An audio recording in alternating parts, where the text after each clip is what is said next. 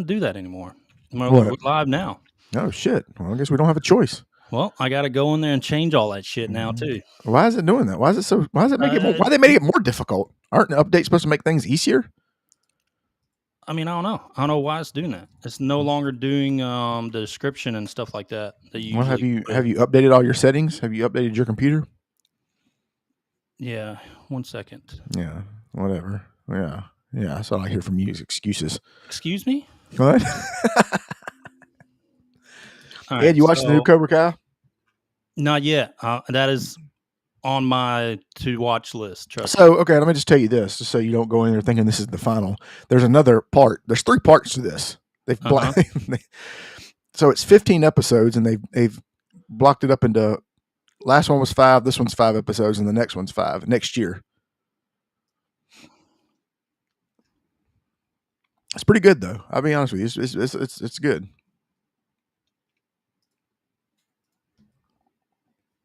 Have you watched Arcane? Not yet either. That's another thing I want to watch. Oh, you got a whole list of things to do. I know I do. And I didn't mean to do that. Let me copy and paste all this description stuff over, Grant. It was funny. You told that one guy that Castlevania was really good, and he almost blew a lid. That motherfucker got so mad. Who? He called us. Well, I can't say it on air. I can't say that word. We'll get kicked off YouTube. Okay. But he basically called you what a special ed person is. A what? That's what he called it, the R word. Oh. All right, let me get this going. Got that? He's kind of got a point, though. I mean, I'm not going to... Let me do top 10. I agreed with him. I was like, yeah, you're right. He is. Who's that? You agreed with him. Why? Mm-hmm, it's messed up, dude. We're supposed to be friends. Because he is partially correct. You are. It's messed up, dude. Hey, don't ever turn your back on Judas over here.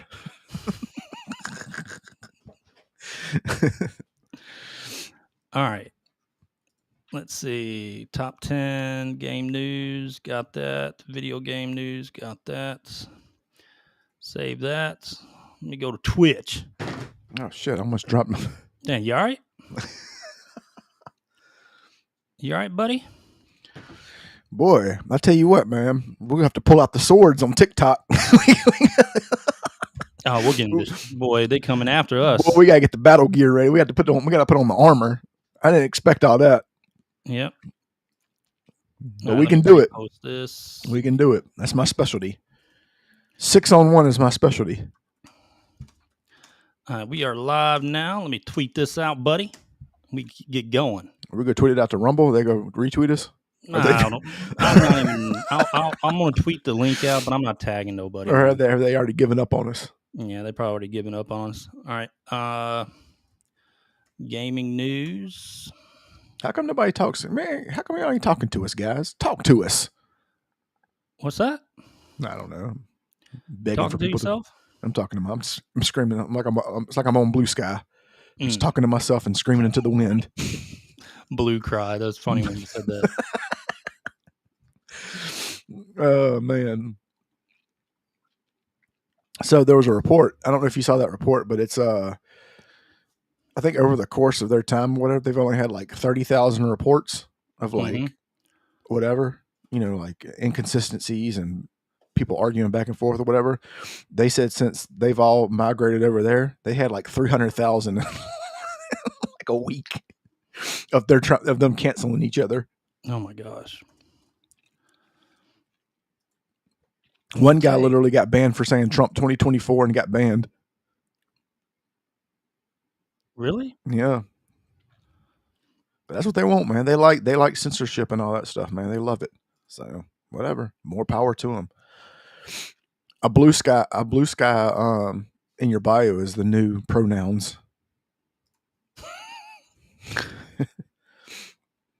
Okay, big dog. We should make a Blue Sky account and see how long it takes us to get banned. It'll be quick. We'll be off there in the day. I can make it. I can do it in one tweet. I promise you. Do they call them tweets over there? What do they call them? What do they call them over I there? don't know. That's pretty good. That's a good question. Complaints, moans, bitching and crying. They probably call it politics. They probably call it debate. Yeah. Okay, Grant, we're live and everything, dude. I said we start this thing. Let's start the show. All right, switching over. All right.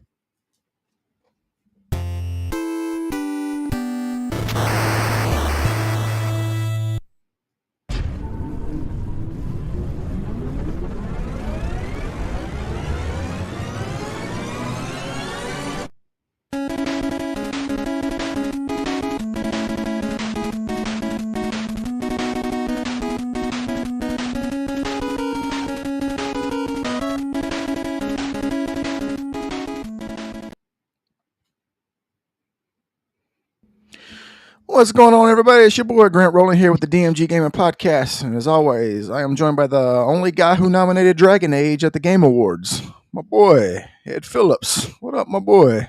I don't know about that one, Grant. You did. I don't appreciate that one. Nah, dude. I don't appreciate that one bit. Doesn't matter. I talked to Jeff. Jeff said it. Oh, yeah? He tweeted it out. Boy, we got a lot of stuff to do. This is going to be a long podcast. Well, that's good. The longer, the better. Maybe. It's going to be a long one because... I don't know if that's always a good thing. All right, so we're going to go over some gaming news. Oh, I just broke something. So hold on. What did you do? I just broke. Did you break your mic? You broke your stand? Almost. So I'm holding it up. Go ahead. Well, we're going to do gaming news. We're going to do our votes on the Real Game Awards website. We paid the annual, what is it, $30 or $15 because they did some codes earlier. But we're going to go live and actually vote live on every single category. So that's going to take some time. Did you use the code that's been going around? I did. Yes, I did. Code was good. Fun. It was a funny code. That was funny. It was Alyssa was the code. $15 off. It was fantastic. Great promotion. Yeah. The Real Game Awards are so Stuttering Craig, he's the one that kind of put it together with some other of their board members, Ademian, D-Day Cobra, and a few others. They put this together. So we're going to the link to their website is going to be in the YouTube description of the video if you guys are interested in voting. But it's more for fans, so it's ultimately up to people that pay the $30 like to be the voting. The board members cannot vote; they don't have any sway.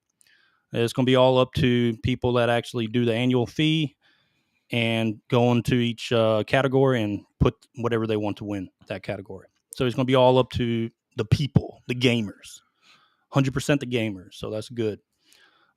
Different from the actual Game Awards, the Game Awards, the guy that's trying to monetize copyright it or something, patent it. Stupid. Anyway, can you copyright words like that? Like.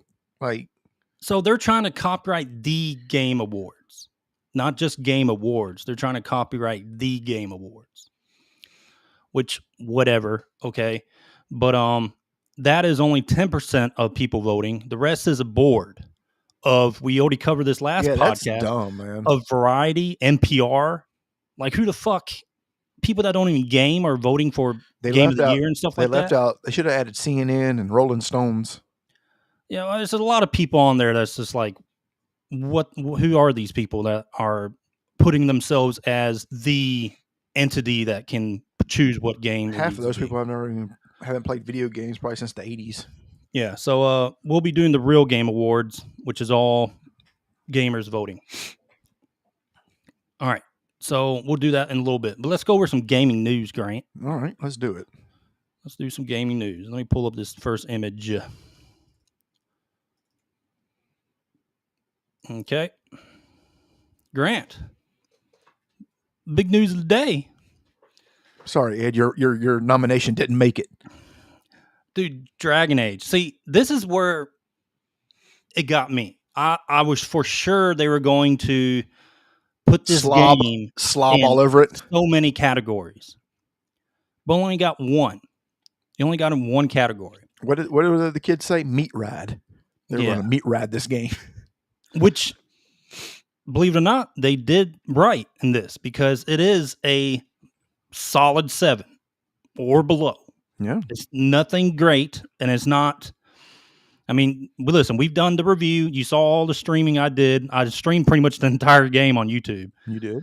And we gave our review, which was a solid 7, straight down narrow, including and we went into why they kind of ruined their own game because they injected Tosh, which was basically a character that developed over Western woke policy and ideologies. That's all that character was there to be injected into the game.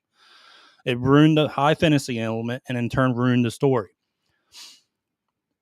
Now, that said, I really thought they were going to, being that IGN gave it a 9, right? Yeah. Oh, yeah. And a lot of these other publications that got first dibs on reviews, they were giving it 8s and 9s and 10s. Perfect scores, knowing they're lying to themselves. Perfect scores. That's incredible. So, first off, they're lying off the bat from a 10 out of 10. Dragon Age is not a 10 out of 10 game. It's not even a 9. You might be able to make the case by moving a few pieces here and there to make it an 8, but it's really not even an 8. It's a solid 7, to be truthful and to be realistic. It's a solid 7. That's just a run-of-the-mill game. Yeah, it's just a solid RPG, and that's it. There's nothing special about it. And BioWare really dropped the ball on it because they, again, ruined their own games with their injected bullshit. All right, so this is actually huge news, I think. Dragon Age got 1 nomination off. I forget what the nomination was for, but they're not in any of the major categories, not even in Best RPG, which is a pretty big deal. Anyway. And there's people melting down about that because I saw that. A lot of people. Yeah. And a lot of people pulling back some of the reviews. You saw IGN's article. They're really stepping back away from this game, pretending like they didn't give it a 9. And pretending like they weren't, quote unquote, slobbing on the knob of it. Yeah. Even have the super woke, far left field GameSpot. Their entire staff is just filled with people with pronouns and everything, dude. Blue sky accounts and pronouns. Like they literally have no other person in their section in GameSpot that has a different opinion than everyone else. They just all have this hive mind mentality over there. And they're the ones that gave it also a good score. And boy, oh boy, have we gone head to head with some of them. Yeah. I love it. So, Dragon Age, it got what it deserved. They were fair about it. So I give the Game Awards kudos for that, because it is fair. We should insert the Price is Right horn. I might try to do that on the...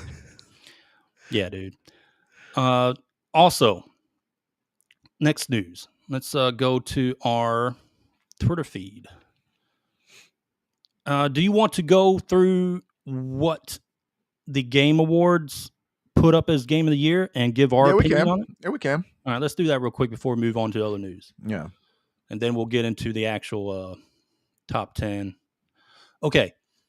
So this is what the Game Awards gave as Game of the Year for nomination. Astrobot, Balatro, Black Myth Wukong, which is surprising. To me, I thought they were going to snub it. But they added it in there. And deservedly so. Elden Ring's Shadow of the Erdtree, we're going to talk about this. Oh, no, I know, because we're going to talk. I want to talk about. We're going to talk about this. We're going to have a major disagreement with a lot of people that we know and that we follow.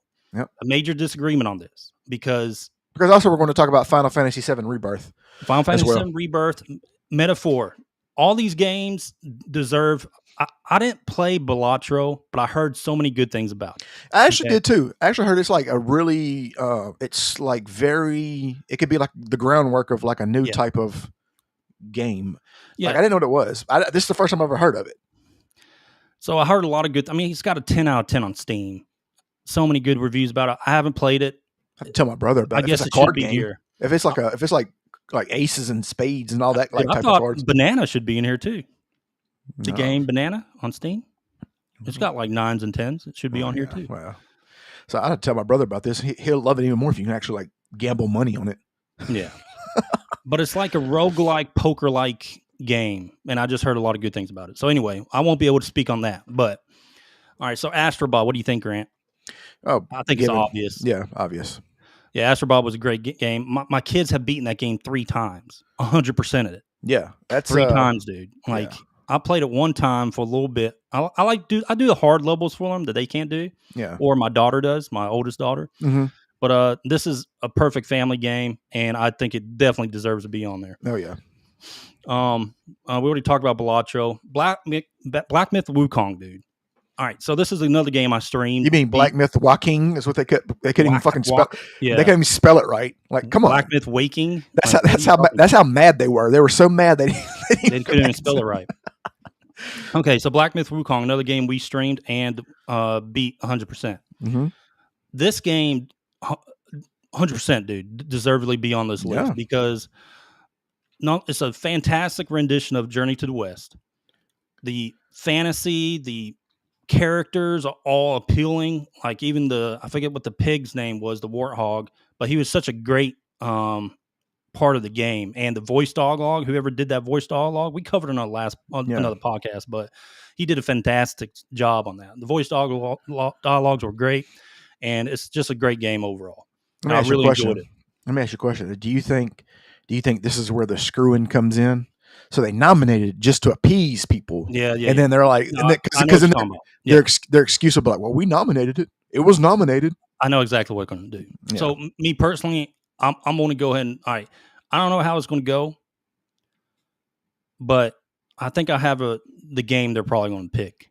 Oh, I know what they're going to pick. Yeah. I'll go ahead and tell you what they're going to pick. Okay. And that's what we need to talk about. Yeah. All right. So Elden Ring Shadow of the Erdtree. All right. I saw so many things, and DLCs do not belong on Game of the Year.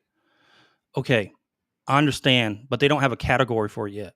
Okay, if they made a category for DLC or whatever extra content, whatever you want to call it, then yeah, move it over to there. Okay, fine. But we've never. You can talk about Blood and Wine from The Witcher 3. You can talk about a bunch of other expansions, Phantom Liberty for Cyberpunk. I played all those. We have never had a DLC like Shadow of the Erdtree. Never. It makes The Witcher, Blood and Wine, it makes Phantom Liberty look like fucking patch notes, dude, on the expansiveness of this DLC. So I understand everyone's like grind and why, they're complaining why this DLC. Dude, if you played the game, you would understand why this deserved to be Game of the Year. No. It is another addition to already masterpiece game with artwork. I mean, insane boss fights. But this DLC alone, dude, it's just another addition. Like it's a whole nother game. It's better. I can go and tell you, there's 3 games up there right now that Shadow of Erdtree at least is better than. Yeah, just the DLC. But people are the gripe is, oh well, you can't play the DLC without the base game. So why is this a game? Because again, we've never had a fucking DLC like this, dude. Never. Blood and Wine, nope. Phantom Liberty, nope. And those DLCs went against games that deservedly to be above them their respective years. They could have won Game of the Year. There were better games then. There's hardly any games better than this DLC that has been released this year. Yeah. Very few. If not 1 or 2, if not none of them, honestly, in my opinion. So, a lot of people disagree with that, but I'm sorry. It deserves to be up there. I played all these games except Balatro. So the only people who are complaining that it's on there are the people who want Final Fantasy VII Rebirth to win. Because they know played Shadow exactly. Well, hold on. Because they know that this game is the only game that can beat that game in winning. And they know that that's the only threat that they feel it has. So we're going to start from the top real quick, okay? So you want to sit there and say that you can't have DLC content, okay?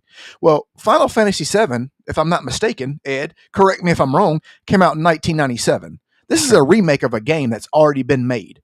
I don't care. It's the same. It doesn't matter if it plays different. It's got new characters. Nobody gives a shit. Let me tell you something. The lady who owns the hotel and the guy who owns the gay bar and all that other stuff does not change the story one bit. Sephiroth still goes crazy. He's still the bad guy. You still have to fight Genova. You still have to fight the ultimate weapons, and Aerith still dies. And the playable characters are still the same characters. Nothing changes about the game. On Aerith, right? Yeah. Because, the thing that they're going with is that the twist they have in the story. Yeah, it doesn't matter. She's dead. Get with it, guys. Stuff, right? Nope, she's dead. She's dead. Yeah. Now, you want to know? Actually, in the original one, there's actually a way that you can actually make her stay alive. I mean, by cheating, yeah, but I'm saying, yeah. so I mean, you can't do that with the new one. So, but anyway, nothing changes about the original. It doesn't change the game. So basically, what they've done, they just put new paint on an old game. It's the same thing, right? So if you want to complain about DLC content, you need to remove this game that is a remake of an old game. This is not a new game. I don't care what you say. The only people who want to look at it as a new game is the people who were born after 1997 who never played the original one when it came out. Simple. That's true. Matter of fact, this game is not even as good as the original one. It's not at all. Because let me guess what, guys? No. Guess what, guys? Let me go ahead and tell you what happens in the next one, in the third one. You're going to have to fight Ultimate Weapon, Omega, Emerald Weapon, and Ruby Weapon, and then you're going to have to fight Sephiroth in the Crater. Oh boy! And you're going to have the same characters. Hey, and you're going to have the same characters. So guess what, guys? I just run the new game for you. There it is. Because you know why? Because it's the same fucking story it was in 1997. Same game. And the same thing with the combat. Listen, this is a great game. Okay, it is. No one is arguing that, but the combat is very, very similar to Remake. Okay, with a few changes, but it's very similar to Remake. So you're telling me that this is a like brand new IP or something that's not copying off original story and not introducing anything majorly new? No, nothing You're kind new. of fooling yourself here. It's nothing new. Nothing in the game that they've added changes the stories, changes the outcome, or changes anything about the original story. Nothing. Zero. Just because they added some new characters to make the game longer.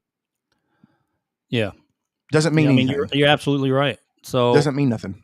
Yeah. So, but again, you're very right on that. Like people that really haven't played the original, they just hear things about it, right? Yeah. And they pretend like they played it. Yeah. But a lot of people haven't played the original. No. You can kind of tell by some of the responses we got on Twitter. Mm-hmm. Oh yeah. Oh, it's a completely different story and completely different. No, characters. It's not at all. It's not at all. It's very similar. Now, if you want to give them voice acting accolades, that's all for it because that wasn't in the original one. That is new. Yeah. So that all makes sense. But if you want to bitch about the DLC and Shadow of the Erd Tree, then you need to remove this one because this one's not original either. Don't care how you cut the cake, slice the pie, or whatever you want to say. It's not original. Yeah. All right, Grant. Let's move on to the next Metaphor. Yeah. It's another game I beat 100%. You just beat it. Yeah, You're fresh off of it. Got the best ending. This game is really good, dude. Like, I think there's a narrative or story award, right? Like, this probably needs to win it because it's I'm going to play this one next. This is very uplifting story. Mm-hmm. People's gripes about this game is like, oh, it's not next gen. It's like there's the backgrounds don't look good or the areas don't look good. Who cares? People are so spoiled over fucking graphics, dog. Like they're so spoiled over graphics. Stuff have to be like super good looking or something like that. Exactly. Like, but what about like what we grew up on? So what are we talking about here? Exactly. But what about the games that have good graphics that suck, like Anthem? Yeah, beautiful game, shitty game. Yeah. But Metaphor, dude, the story for Metaphor is very uplifting. It's how RPG stories should be. There's a clear good versus bad, kind of thing in it. It kind of mixes, kind of shadows it too with like politics, a lot of politics stuff going on. Mm-hmm. But the message and everything at the end is very good and very uplifting, and ending is just phenomenal. So, and with your companions, you just, when you love ranking up your companions, the dialogue with them changes and goes with the story depending on how you progress through the game. But it's a fantastic game. And if you want to talk about originality and stuff like that, I put Metaphor over Rebirth. No. Uh-oh. There you go. Oh, bunch of shitty graphics and the art style and all that stuff. No, I mean, it's a great game. The story's new. Look, it's a different story. We haven't had the story in the game yet. There's a you lot can compare it to Persona 5 when it comes to gameplay because of the calendar and all that stuff, your relationship bonds and all that. You can compare it to Persona, but the story's completely different than Persona 5. These graphic nerds are the worst because there's games that have worse graphics that are better than anything that's out today. People are not going to like that because there's this huge love of Rebirth. Like we said, and we've said it plenty of times, Rebirth is a fantastic game. Yes, it is. But if you're wanting originality and something new, I mean, you can say Shadow Erdtree. Well, it's not new. It's the same. You're kind of playing just a continuation, but that continuation is new, and it's just beautiful. It's an art Right. piece. Yeah. That game is an art piece. The boss fight, the final boss fight. I mean, like that DLC is insane. And I say the same thing for Metaphor. Is a great has the archetype stuff, the RPG element, fantastic. Like building archetypes and how you progress and skills you can mix and match. Great RPG element to it. Great story. Yeah. And so here's and the thing about it is back to what I was bitching about or talking about. I'm not saying that Rebirth doesn't deserve to be there, but if you want it there, you can't bitch about Shadow of the Erdtree either. You just can't. Yeah. Because if that one doesn't deserve to be there, then neither does Rebirth. Yeah. But some dude literally said, it is a completely different game. Like, no, it's not. It's not a completely different game.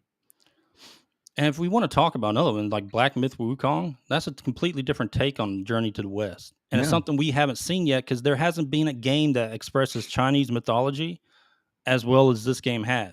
There hasn't been anything in the past similar to that they brought on that level with, let's say, graphics, storytelling, all that crap put together. Black Myth Wukong's right there too. You know what? Astrobot should just win it all, so everybody will shut the fuck up. Yeah. How about that? There you go. Okay, Grant. Let's move on to best RPG real quick. Okay. Let's see. Let me pull it up. Dustborn. All right, so this is a regular Game Awards best RPG. It has Dragon's Dogma 2, which is it's good. It's a good RPG. I see why they put it up there. It had some performance issues like at beginning, but they fixed most of that, and it's a good game. I played it when it had performance issues, and I liked it. So, yeah. Shadow Erdtree, yep. I mean, all those deserve to be up there. I haven't played Like a Dragon yet, but I heard it's really good. I mean, most of the Like a Dragons are really good. So they got that kind of that Shenmue feel a little bit, but I don't like that. I don't like Shenmue. Yeah, I love Shenmue. I don't. But they all have they have heavy RPG mechanics too. But yeah, all these are definitely good and deserve to be up there. So what do you think? Who do you think wins?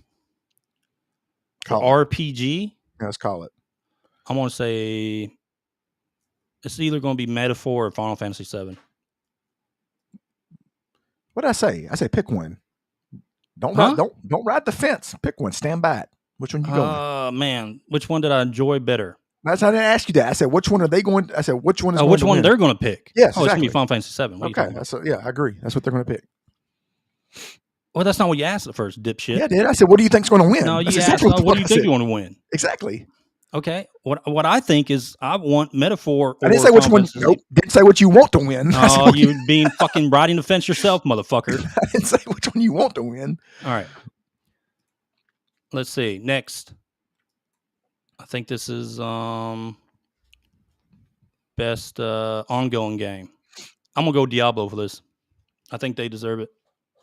They did a lot of great patches, made the game fun again. Yeah, I agree with that. I think it's going to be Diablo as well. Helldivers 2. It fell off. The community, I mean, the devs really let that go. And Final Fantasy 14, Dawn Trails is just not really that good. But they came out with a new patch, but it's too late. Like it came out after. Yeah. I gotta go with Diablo 4, man. Yeah. That new lead that she's been doing just a phenomenal job pushing out the content for Diablo 4. I agree with that. So, all right. So we'll just stop there for those. We're gonna move this. Okay. Let's go to our Twitter feed, buddy. Surely there's some positive things over there. Oh, you think so? All right, let me share. Okay, bookmarks. Who's that? Jack Bauer? What is this? Let's blow this up. Oh, yeah, Unknown 9, The Awakening. Yeah, so that's SBI game. This is from Grums. SBI game bites the dust, mass layoffs on the Reflector. I mean, just continue with the mass layoffs. Sweet Baby, Touch of Death. Yep. Okay. Yeah. Of course. So this was originally reported by Smash JT. Not surprising there. I'm not surprised. That game really flopped. big time. Crazy thing is, a lot of these games have potential. Why would you give it off to people who have a way of killing games? Like, you look at their track record.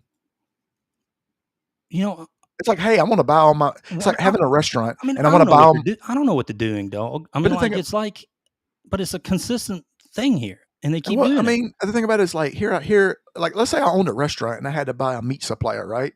So I'm going to buy meat from the one who has all the E. coli breakouts. That's what I'm going to buy. That's basically what they're doing. Yeah, and here's another one. Sony is reportedly talks about. No, please don't do it. Kadokawa, the parent company of Elden Ring developers, FromSoftware. It'll never be the same again. They're fine where they're at, are they not? I know, man. Sony needs to shut the fuck up and move on. Go somewhere else.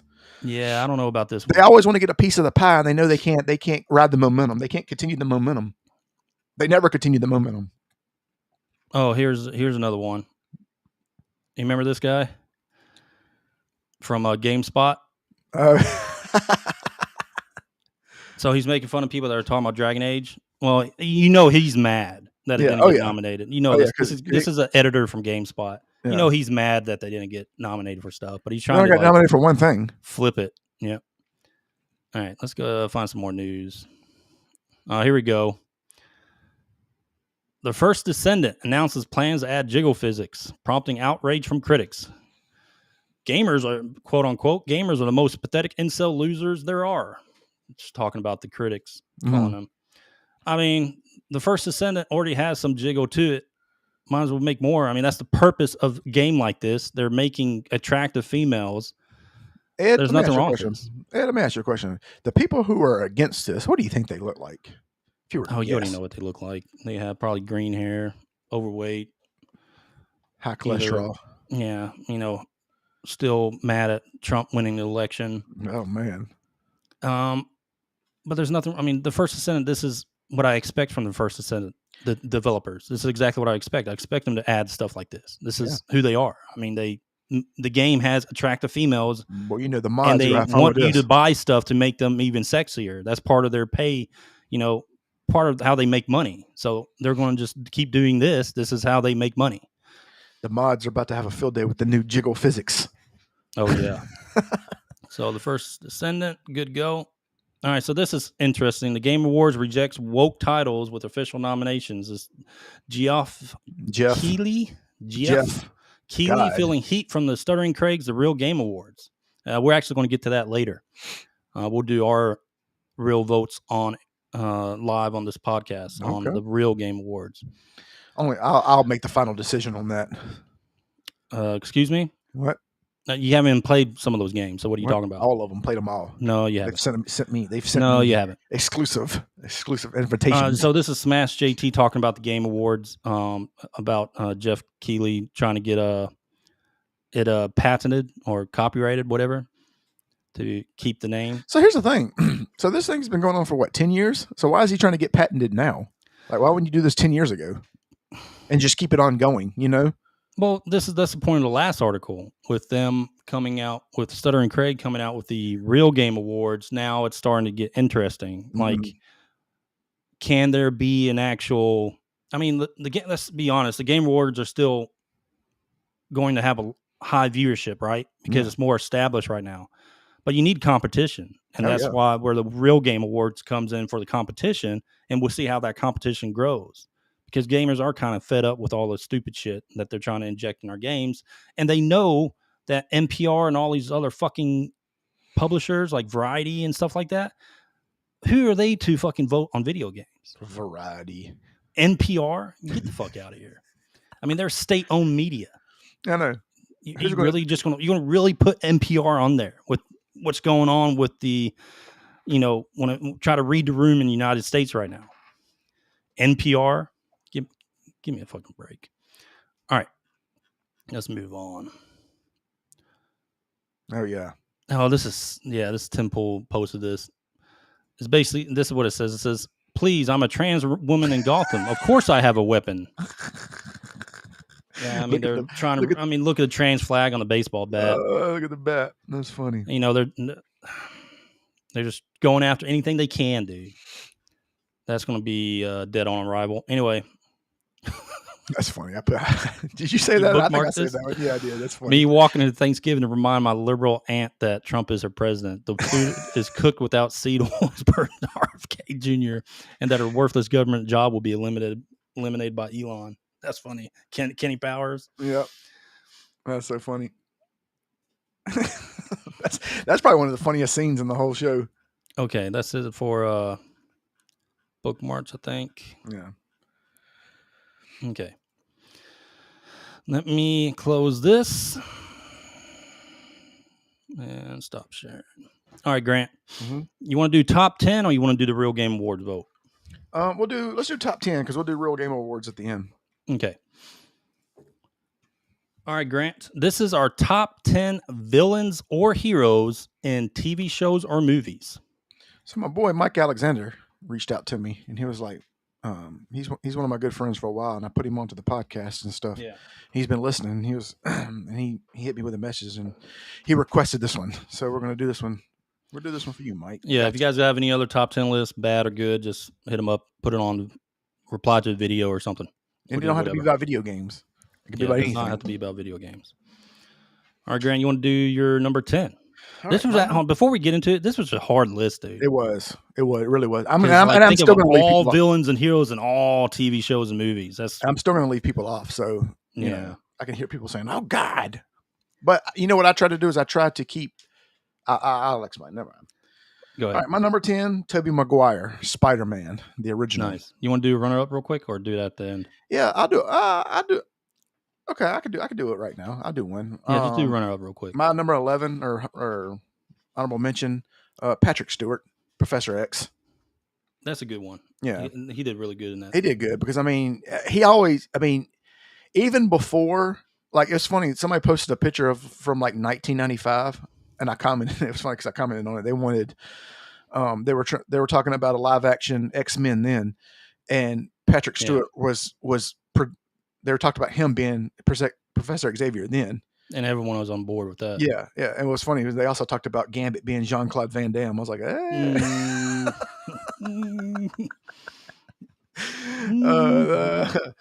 that's funny. But my number 10 was Tobey Maguire from the original Spider-Man. Yeah. Honestly, those still are my favorite. Yeah, man. It's just, man, I don't know, man. Like, I like the. Okay, so let me just, if you could take, I like the guy who was the one that played him in the second, the Amazing Spider-Man. Yeah, see, I liked him, but I like the Tobey Maguire movies better, except the third one. Yeah, the first two were great. The third one was kind of, you know. Yeah, but they were good. Yeah. Tom Holland, he's all right. Well, he's not bad because he actually fits Peter Parker better because Peter Parker was a teenager. You know what I mean? Yeah. But it's just, I don't know, man. Maybe it's just because it's. I did like how they brought them together, though. Yeah. In one of the Spider-Mans. That was pretty good. All right. My number 10 is just his wit, you know, comedy and action put together. Mm-hmm. He was always one of my favorites. But I grew up on Die Hard, too, so there's that. There you go. All right, Grant, you're number 9. Number 9. It's probably a little. I guarantee you got this one on there, and it's probably higher. But this is number 9. John Bernthal, The Punisher. No, but it is my runner-up. Okay. So the last time The Punisher came out, it was Dolph Lundgren, and that was in the 80s. Yeah, I remember that. Yeah. So, but anyway, he personifies what Frank Castle really is. You know, a guy who's just a badass Marine, and a killer after everything that happened to his family. And he portrayed that role very well. I mean, he just knocked it out of the park, dude. Yeah, he made the role make sense. Correct. Like who the Punisher would be. Mm-hmm. Like if you want to put a real life perspective on the Punisher, that's kind of who he would be. Yeah. You know, kind of with PTSD, but, you know, still, I guess you can say mission oriented. Yeah. Or goal oriented, whatever. But he did really put a person on the Punisher. Yep. My number 9 is Walter White from Breaking Bad. Okay. So he's more of a anti-hero, I guess you can. I mean, yeah, that's what he is. I mean, he's an anti-hero. But he kind of blurs that line between the two of hero and anti-hero. But the guy did such a phenomenal job at playing the character. But it's definitely one of my favorite characters of all time. It's such a great series too. Yeah, no, it's great. All right, here we go. Number 8, Hugh Jackman, Wolverine. That's an easy one. Yeah. Yep. I mean, yeah, you really can't. That didn't make it to my top 10, but you really can't debate that one. Yeah, I mean, because he is Wolverine. He is Wolverine. I can't imagine anyone else playing Wolverine. Honestly, exactly. There are some roles like that. All right, my number 8, Grant, is Anton Chigurh. No Country for Old Men. Have you ever seen that movie? Yeah. He is the hitman dude, but he plays such a fucking badass killer. Like, this dude is a psycho. Mm-hmm. But he has his own like code of ethics as a hitman. It's probably it is the best hitman, I would say, ever on any TV show or movie. Like, he plays such a great hitman. It's better than the movie Hitman. Yeah. It's not better than Bret the Hitman Hart. I'll go ahead and tell you that. But he has this like cattle gun that like just shoots and he just fucks up people in that movie, dude. It's a good movie, man. It's a good movie. All right, go ahead. Number 7. Number 7, Christopher Reeves, the original Superman. Yeah, that's a good one. Yeah, those I love those Supermans back in the day, dude, when I was a kid. I used to watch them all the time. Remember which one was the one where he fought the man from the sun? It's like Sun Man or whatever. It was like I can't remember. It's been forever since I've seen those movies, but I did grow up on him. Yeah. Like, he was always Superman. He's always will always be Superman in my eyes. All right, my number 7, Grant, Hannibal Lecter. Okay. From Silence of the Lambs. Mm-hmm. And all the other movies that he played in, like the what was it, Dragon or something like that, and the other one. Like, he was always awesome in those movies.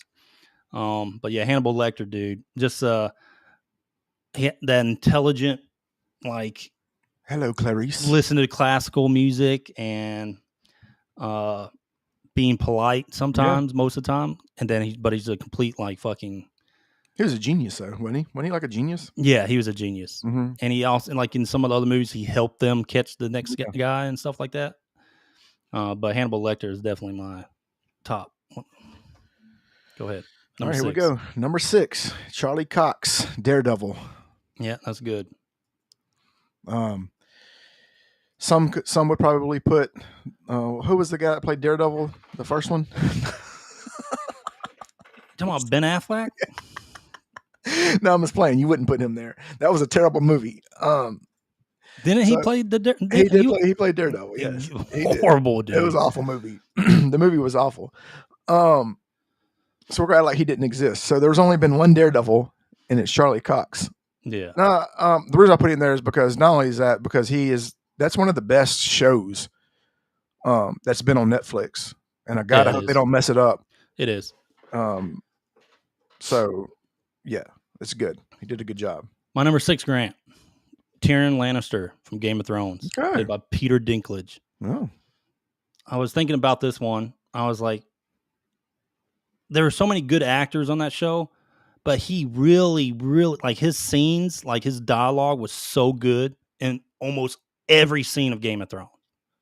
Like, you look forward to getting him on screen with his dialogue. He was such a good character. And Peter Dinklage played him so well. But it's definitely, I mean, he is, I guess you can say, a hero because of a lot of his actions through the series. Yeah. Like, you didn't want to like him at first, but then after a few episodes, it's like everyone started to like him. But yeah, Tyrion Lannister, number 6. Number 5. So there's a lot of arguments here. It could be Christian Bale, but it's not going to be. It's Michael Keaton, Batman. Michael Keaton, no? Michael Keaton is Batman. Now, don't get me wrong. Christian Bale played a hell of a Bruce Wayne. So I'll say this. I think Christian Bale was a better Bruce Wayne, but Michael Keaton was a better Batman. Does that make sense? Yeah, but I would say The Dark Knight though is the best Batman. It's a better movie. You know what I mean? It's a better movie. But yeah, I agree with you on the actors. Yeah. I just But think yeah, I can see where you're going with that. yeah. Like he's a better Batman. Yeah. Yeah. And maybe it's just because the Tim Burton movies were more action oriented and less less drama filled. You know what I mean? Yeah. All right, Grant. What is this, number 5? Number 5. Okay. My number 5 is Kingpin, William Fisk, Vincent D'Onofrio. No one can ever play Kingpin again. Mm-hmm. It's just like you said before. Like when it comes to even Superman or something like that, like Wilson Fisk, Vincent D'Onofrio, that is Kingpin. Yeah. And no one's going to, he's done such a phenomenal job in Daredevil. And it's the same thing you said about Daredevil, the actor for that. Yeah. But I mean, those two guys together. Is the new Daredevil going to have a lot of Kingpin in it? I heard it was. He's in it. Yeah, he's in it. Like as a main bad guy. That's good. But yeah, Vincent D'Onofrio, Kingpin. That's my number 5. Yep. Go ahead. 4. Number 4, brand new, Colin Farrell, the Penguin. Damn, look at you. He's on yours, isn't he? Heat. He's on yours, isn't he? Yeah, I got him a little bit higher up. Okay. So this transcend. First of all, the Penguin's the best show that's came out this year. For a show that only had one season. Now there are rumors that they probably could have another one. Who knows? But for a show that had one season, this man, you forget he played this role so well. You never in your life would have thought it was the Irish accented Colin Farrell. Yeah, I agree. From the way that he talked, from the way that he moved, I mean, besides the way that he looked, I mean, that's just, phenomenal. But he's Irish, and the fact that he sounded like he was from South Bronx, New York, with the heavy accent and how the way he moved, the way he walked, God, man, dude, phenomenal, just a phenomenal. The writing was so good in this show. Like people have been wanting another gangster TV show or movie or something. People have been wanting something like that ever since The Sopranos and stuff. Like they've had a few since then, but like the writing was so good in this show. I always forgot that this was a DC, correct? Like, based on something in the DC universe. You know what I mean? Like that's how good the writing was, and how they brought you to like the Penguin, and then they were like, "That's the thing, man." Nope. The thing about it was so good at writing. Like you kind of wish that they would have just made him like a good guy and just took it away from Batman. Not even just made it its own story. You know what I mean? Like that's how good it was. Well, I mean, yeah, because you wanted him to succeed. You wanted him to take over Gotham. They built the story around him like he was helping the community. Correct. Like he really cared about that kid. It's kind of like I'm not saying he didn't, but it's kind of like if Batman would have showed up. His mother, and it was all this psycho shit going on. If Batman would have showed up, you probably would have been cheering for Batman to lose. Like that's how the middle of the that's what I'm saying. Yeah, it's so well done. Yeah. Okay, Grant, my number 4, Homelander. Okay. From The Boys. Perfect psycho, dude. Yeah, like they did that actor did such a great job. Like it's funny. What's the director for the movie? I forget his name, but anyway. Like he was trying to make people really, really. I mean, yeah, you don't like Homelander, but he ended up being like really the star of the show. Yeah, like everyone was tuning in to The Boys every week to see what crazy shit Homelander was going to do.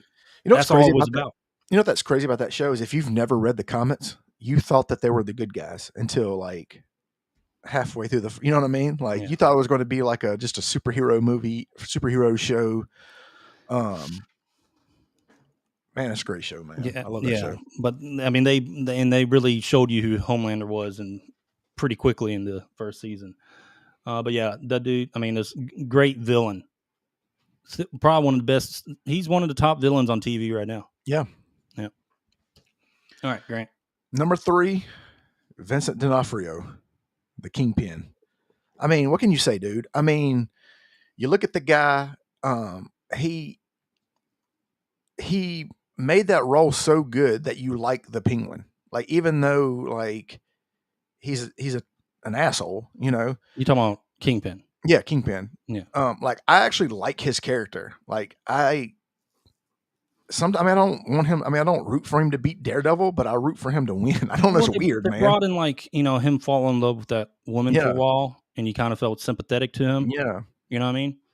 Uh, Because it but showed then his they backstory. flipped him good too, just like the Penguin a lot of times. Yeah, But it's a lot of back and forth with him. yeah, But yeah, good pick.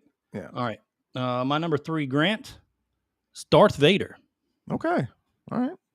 one of the greatest villains of all time, Of all time. and such iconic. He's iconic and was lived for, I mean, like for 40 plus years, or well, now it's been 50, right? 50 years almost. Mm-hmm. Darth Vader being the iconic person. I mean, we're not going to talk about the sequel trilogy. I didn't Yeah. really like those, but when it came to Anakin, the beginning of his involvement into Darth Vader, and then Darth Mm-hmm. Vader himself in the originals, I mean, there's not much to say, man. He's How many? one of the most iconic characters of all time. And of course, we rest in peace, James Earl Jones. But I mean, how much of his lines were quoted throughout Oh history, yeah, like dude. in shows and I am your spoofed through it? father. It's Yeah, probably one of the exactly, most famous lines ever. exactly. And they've probably, I mean, they made Spaceballs. You know what I mean? I mean, the show, and Rick Moranis played.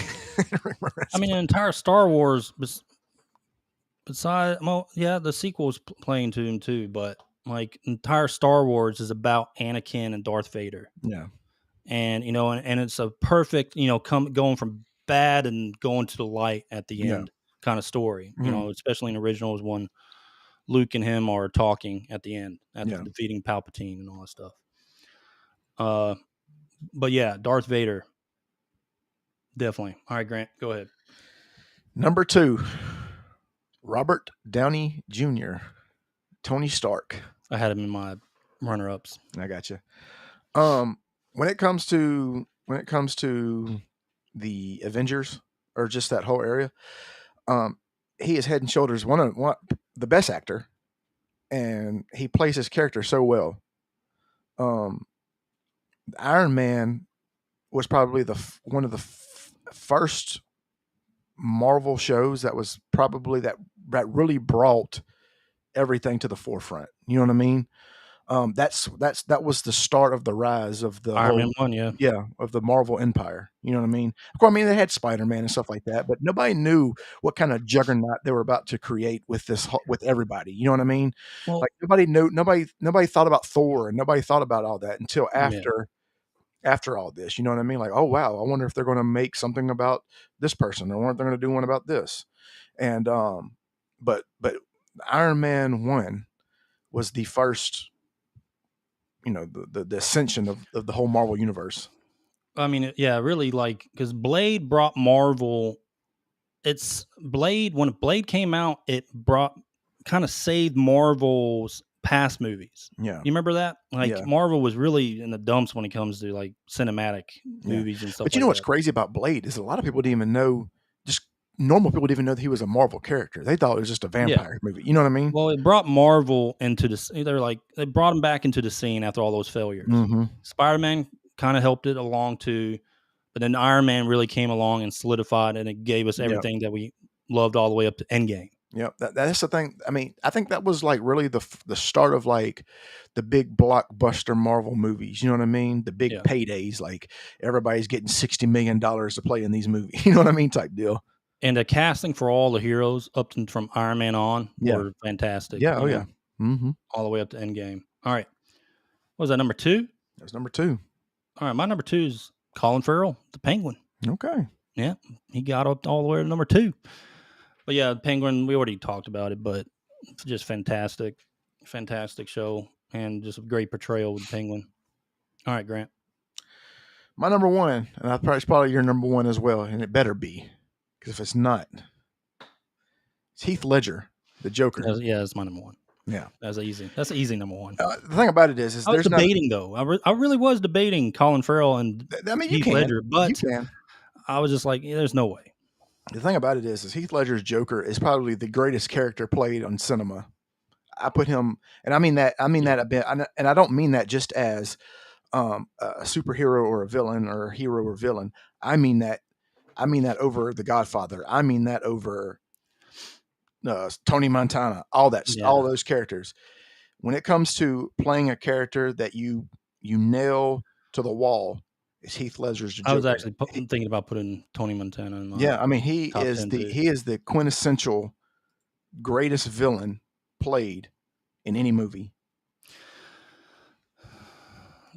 Mine is also Heath Ledger, but one of my runner-ups that I really wanted to fit in here somewhere, but it was just there's just so many, man. I had like 40 something names. Yeah. But one of my main runner-ups I really wanted to put in here was Ripley from Alien Aliens. Okay. Yeah. This is another iconic, still to date, one of the most badass sci-fi characters ever made. They have yet to trump her. We should do sci-fi. We should do a top 10 sci-fi hero villain thing. We can do that. Yeah, that would be a good one. But yeah, Ripley was a runner-up of mine. What other runner-ups did I have? I had the Spider-Mans. I had Superman. I had Tony Stark, or Robert Downey Jr. as Tony Stark. And I had a what's that? Terminator. Yeah. I actually had Arnold Schwarzenegger in there. Yeah. As both a hero and villain. Because those are iconic movies too. But yeah, it's a good top 10 list. Good top 10. If you guys have anything, just apply to any of our videos and we'll do a top 10 list. Yep. If not, we'll make up something. Yeah. All right, Grant, you want to go into mean tweets before we do the real? Mean tweets. Because the last segment's going to take a while.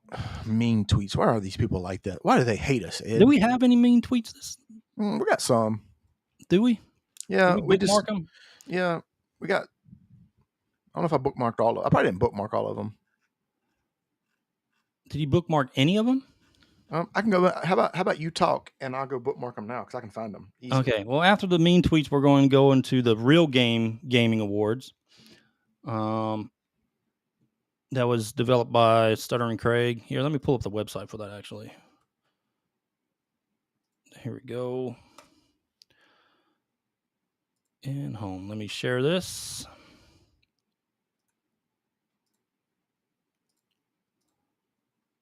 Okay.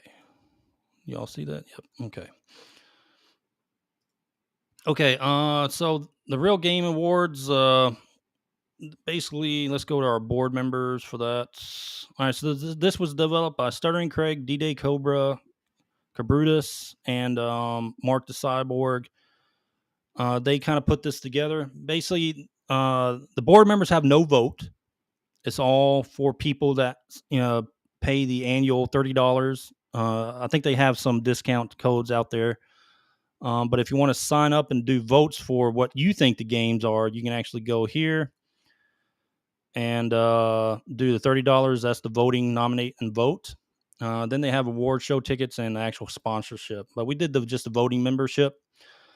And we're basically going to, after the mean tweets segment, we're going to go into an actual our own vote for each category. There's a lot of categories, so this is going to take a little while. But it's all about the gamers when it comes to the votes. Again, no companies are leading vote, part of the actual lead of the, leading the votes and stuff like that. Like you have Variety and NPR, like we were talking about earlier, when it comes to the Game Awards. But this one is board members aren't allowed to vote for the Real Game Awards, and it's all people who sign up to vote. And I guess they're going to announce the actual location and stuff and all that sometime for the end of the year. Okay. Let me close this and stop sharing. All right, Grant, you got any mean tweets, buddy? Yeah, I had some. So I'm trying to find that. Remember that guy who went on like a nine-page rant and then blocked us? Oh yeah, I thought I bookmarked that myself. You didn't bookmark anything. You didn't bookmark nothing. Yeah, I did. I bookmarked most of the stuff we have up there. You bookmarked. What are you talking about? You bookmarked one thing. Okay. Let's see. Share screen. All right. Let me blow this up a little bit. Hold on. Refresh. Hold on. Okay. Refresh it. Refresh. Oh yeah, I remember this dude.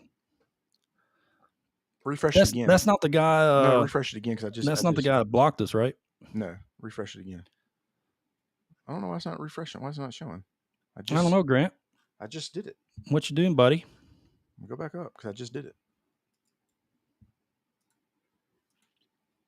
Did you put it in a new folder? No. All right. Well, let's just talk about this guy. You know what we do? We know what we need to do is we need to make a mean tweets folder. We'll do that. Yeah. How about do that? How about we do that, buddy? Anyway, I can read it. I can read it to you. I'll just read it. Yeah, go ahead. It. Okay, so we made the comment, again about our argument of basically saying I'll just summarize it. We basically made the comment on IGN's. No, it wasn't IGN. It was the official real gaming. I mean, the official gaming awards. Gaming awards. Okay. Yep. And I made the comment. I said, if Elden Ring can't be on there, neither can Final Fantasy VII. And I gave my reasons why, which I talked about earlier. One guy decided to chime in, and he started off with this, and we didn't even respond. Well, I think we had one response, and this is what he said. He said, Elden Ring came out in 2022. The DLC itself shouldn't count as a game, so this is just bullshit. Is it this one? No, that's not it. The guy's name is Kanye or whatever. Oh, that's the guy that blocked us, right? Yeah, and I said Final Fantasy VII came out in 1997. A remake shouldn't count either. It's not even as good as the original. I said that because I knew that'd make you mad. You know what? No, Grant. We couldn't pull it up because we couldn't bookmark it because it was blocked. I blocked. All right. So guess what I did? What? You screenshotted it. I screenshotted it. Okay, well, good. Pull it up. That'd be better than me talking about it. Let's see if this is the beginning of the tweet. Nope. Let me pull up the other screenshot. That's it. That's basically it. Well, let's do the original. Okay, here we go. Okay. That's what I put. I put Elden Ring. All right, so Grant responded to a tweet just saying Elden Ring is greater than Final Fantasy VII Rebirth, right? Yep. And then he responds, Elden Ring came out in 2022. DLC of itself couldn't count as a game, so this is just BS. So we keep saying, well, if Final Fantasy came out in 1997, a remake shouldn't count either. Just kind of egging him on, I guess. Yeah.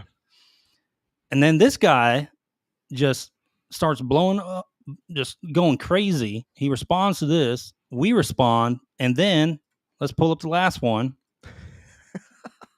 Just starts machine gunning us with replies. And then he just blocks us after replying to everything. So he didn't want a response back to anything. He replied to himself and then blocked us. Yeah, but then he starts talking to himself. Like, we have no replies in between any of these, and he's just talking to himself, being I don't know what the hell was wrong. Well, let's read it. Let's just read it for the people who are not watching the video. Right, so Kane said, here's his first response towards the end. Please let me know where I can buy the standalone game of a new release of Shadow Erdtree by itself that was released in 2024. You can't. So why is it here? Simply because you really liked it? Okay, right. Whatever. I don't get how you can't see that in a DLC. Whether it's 10 of 10 or not. Shouldn't you be a little game of the year list? That's not a game. FF7 is at least a game that was released in 2024. I really like the phone. I got this the other day. Maybe we should put that on the Game of Year award list. What does that have to do? It's really good. Like, for fuck's sakes, use your brain. Blocked. He blocked us. We didn't get, dude. Calm down. We didn't get called names in this one. No, we did not. But it was funny nonetheless. We do get called names in other ones though. So here it's coming up. But he was just going on, like just keep going. And he was like, you know what? Fuck these guys. I'm gonna block them. I'm gonna go back to Blue Sky. That's probably where he is right now. Where, yeah. Blue Cry. He's over there saying, I don't know. Guess what these guys over at Twitter said. All right, let me go back to our X account. All right, bookmarks. What was this on? Let's so basically everything revolves around the same premise because that's what I was on yesterday. Okay, so let me blow that up a little bit. Why is it not sharing? Stop screen share. Screen share. No, here we go. I'm just going to delete this. Here we go. All right. All right. So you responded to posts. I mean, this is long. Thomas Mahler. This is one of the. He's the lead dev for No Rest for the Wicked. They did Ori and stuff for Moon Game Studios. Anyway, he was talking about being on board with the Elden Ring DLC. And Grant responds to the people saying Elden Ring came out in 2022. Final Fantasy VII came out in 1997. It's not even as good as the original. Saying something like that, people are going to be like, I know Rebirth. I know how to kick over an ant bed. Anyway, so this guy responded, this is a comparison. You're trying to straw man here? Okay. Well, you just showed two of the same characters. Two characters. Same characters. This is both Cloud. So what are you talking about? And then we got Grant responding, Cloud came from Final Fantasy VII, which he did. The characters from Final Fantasy VII, the story from Final Fantasy VII with a spin. Actually, I think this is my reply. That's yours because you use parentheses. Anytime you see parentheses and perfect grammar, that's Ed. Yeah. The setting all from the original. Combat came from remake. Great game. But if Rebirth can be nominated, why can't Shadow of the Erdtree? Because, here we go. Because Shadow of the Erdtree requires a base game for 2022 to run. Rebirth launches and runs on its own. One is literally a game, the other is a DLC. Why is this the training you need? I'm sure this is just you being dumb on purpose to farm Twitter Blue revenue, though. All right, first off, that's a true statement. It's the same character. It's the same game. It looks better. Yes, it's the same game. Stop. All right. So anyway, again, I understand everyone's gripe about this. Let me stop sharing that. All right. So people's gripe about this is Erdtree is a DLC. We know it's a DLC, but it's a DLC that we've never seen before. Correct. And what other people are trying to say is, well, what you're doing is if you're allowing this to be Game of the Year award, first off, there's not a category for DLC. So what are we talking about? If you're going to allow, so what people are saying is, if you allow this DLC, it's going to incentivize people to continue making shitty DLCs. They're already making fucking shitty DLCs. What are you talking about? It's already happening. Yeah.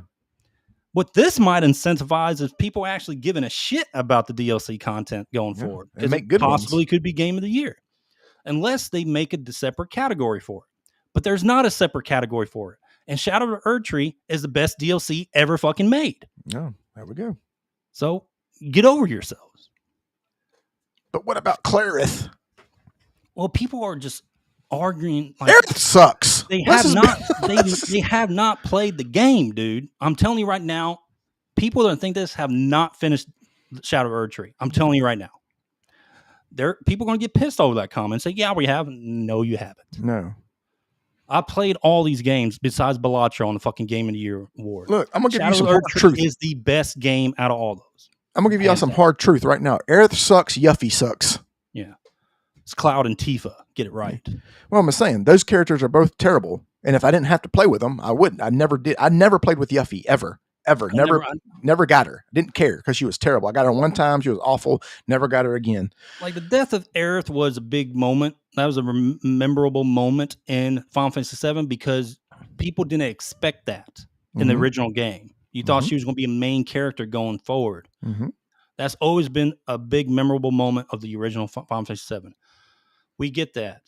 But when you talk about like when you get characters you want in your party, I never had Aerith or Yuffie. I mean, I rolled with the big dogs. I didn't even have Tifa. I'll be honest with you. I had Tifa, dude. I didn't have Tifa. Was awesome. I always had me, Red 13, and Sid. Yeah, Sid was good. I like Barrett too. And I would get what's his name whenever at the end, Vincent? closer to the end. Yeah, Vincent. Yeah, Vincent was awesome. He got his own game too. Dirge of Subarus. He did. I forgot about that. Yeah. But like, I'm sorry, dude. Shadow of Erdtree deserves to be up there until they have a different category. Yep. I'm really like because we gave it a 10 out of 10, the DLC. We didn't review Rebirth because Rebirth came a little bit after our podcast. And look, it's not even that. You've played Final Fantasy VII. Yeah. And whatever. Listen, Rebirth and Remake are great games. They are. We're not shitting on them. All right. But just stop telling me it's a different game. It's not. Yeah, and stop telling me that Erdtree doesn't deserve to be up there. Once there's a different category, then it doesn't deserve to be up there because it should be in a DLC category. That's like the people who think But if you're Chrono telling me Cross what's is the best game when it comes to anything put out this year, I'm sorry, dude. Shadow Erdtree just rocks. it's like people who think Chrono Cross is a proper sequel to Chrono Trigger. No, it's not. Oh, don't even get me started on Chrono Cross. That's your favorite game. No, it's not. Okay. Was that it on mean tweets? Yeah, we're gonna have more. We're gonna be ramping it. We're gonna be ramping it up. There, Grant. How about you do something? Huh? How about you do something on social media there, buddy? Okay, well, I can ramp it up. Yeah. No, I'm talking about create the folder. Oh, okay. Get the bookmarks in. Okay. All right. You shut your face. All right. So let's go into Game Awards. Real Game Awards. The real Game Awards. The real ones. So we're about to cast all our votes now? People vote. Yeah. Well, I mean, I already voted on some, but we'll edit it. You voted without me? Yeah, we'll edit it. I mean, I played those games. You didn't. You voted without me? Yeah, traitor. You Judas. Judas. All right, so let me pull up the websites. Real Game Awards. You probably voted for Balto or whatever. RealGameAwards.com. Balto. What is it called? Balto? No, Balto's the cartoon with the wolf. Balatro? Whatever. Okay, Grant. Latest updates. You want to just go down let me share this real quick for you. Screen share. There we go. All right, Grant. Just go down this list, dude. Best DLC expansion. Let's click on it. I think I already did one for this. You probably already did. You probably already voted for all of them. Yeah, I don't know. Let me make sure. 6 hours. Let's see. Maybe I didn't. I don't know. But we'll go ahead and put another comment in here. Now, there's only 11 comments in here, so no. All right, so best DLC expansion. All right, so this is basically content quality scope. Did the DLC expansion add significant content, such as new storylines, mechanics, and gameplay features? Impact on the base game. How well did it enhance or transform the original game? Value, price. Did it feel like it was a worthwhile addition for the price paid? All right, so community response. Did the gaming community embrace the DLC expansion as a meaningful improvement to the base game? So those are factors that you want to consider when voting for something like this. So this is best DLC expansion. So guess what? We have a category for this now. So what do you think the best DLC expansion this year? Diablo 4. You think so? No, I'm just playing, dude. I know that's going to hurt your feelings. Yeah, it's obviously Elden Rings, man. So we go with Elden Ring. Can you type there, buddy? Shadow of the Erdtree. I mean, that's the correct response. And the only response. It's official. Elden Ring, Shadow of Erdtree, best DLC. We have a category. So are we nominating them? Is that what we're doing? We're nominating them. And they're going to tally the votes from the comments. And then you'll be able to vote them from there? Is that what you're doing? Like, are they picking? Yeah, there's going to be an actual nomination. Gotcha. Okay, they're going to tally all the games put together and see here are the games that are nominated. Gotcha. Okay. And then there's an actual vote. So that's what we're doing now is we're nominating. Gotcha. We're nominating. Gotcha. Okay. Okay. Let's go back to update. Let's go to best Jiggle physics. Well, we'll go back best action game next. Go in order, Grant. Going in order. All right, I think I did do one for this one. Oh God, what'd you use? Let's see what you picked. Yeah, right here. Okay. So what'd you pick? No, in a minute. I'll get to it in a minute. I'm reading the best action game. All right. So combat mechanics. We'll see if I agree. Game deliver fluid, satisfying combat. Well, you didn't play none of them, so it doesn't matter. All of them. Level design and pacing, visuals and effects, replayability. So all that stuff comes into fact when you're choosing the best action game. All right, Grant. Let's go back to my comment.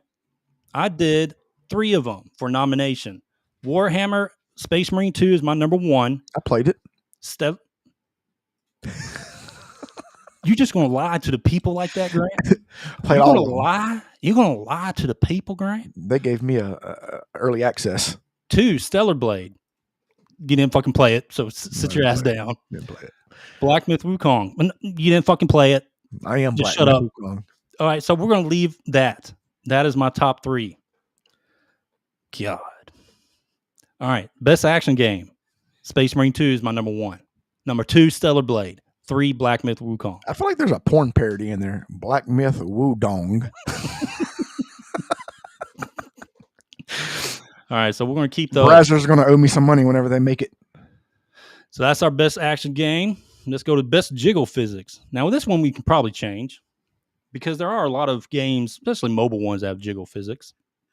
All right, so this one we're looking for attention to detail, Grant, for best jiggle physics. Did the game show impressive, realistic animations and character movement? Smooth animations. How well did the game handle body movement and the physics engine to ensure everything moved fluidly? AKA, how smooth are them ass cheeks clap and them titties bounce?